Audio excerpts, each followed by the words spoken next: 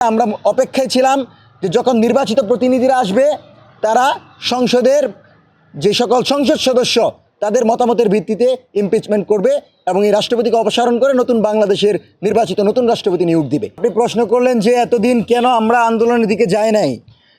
এই শাহাবুদ্দিন চুপ্পুই তো অন্তর্বর্তীকালীন সরকারকে শপথ পড়িয়েছিল, তাই তো? দেখেন, রাষ্ট্রপতিকে অপসারণের জন্য সংবিধানের 52 অনুচ্ছেদ অনুসারে আমাদেরকে অবশ্যই সংসদ সদস্যদেরকে পেতে হবে, সংসদ পেতে হবে।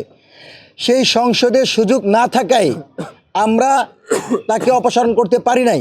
এখন যেহেতু নির্বাচিত প্রতিনিধিরা আছেন যারা বাংলাদেশের জনগণের ভোটে নির্বাচিত প্রতিনিধি, সেই প্রতিনিধিরা যদি অনাস্থা দিয়ে 2/3 মেজরিটি দিয়ে অভিশংসন করতে পারে তাহলে বাংলাদেশের জনগণের পক্ষ থেকে হবে এবং জনগণের প্রতিনিধিরাই করবে এবং সবচেয়ে গ্রহণযোগ্য হবে এবং সংবিধান লঙ্ঘনের কোনো বিষয় স্পষ্ট থাকবে না।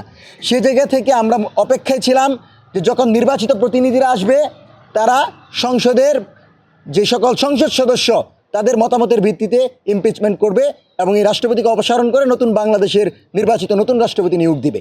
সেজন্য আমরা পূর্বে এটা নিয়ে কোনো ধরনের আপত্তি করি নাই, কিন্তু আমরা ফ্যাসিস্টের এলিমেন্ট হিসাবে তার বিরুদ্ধে বলে গেছি।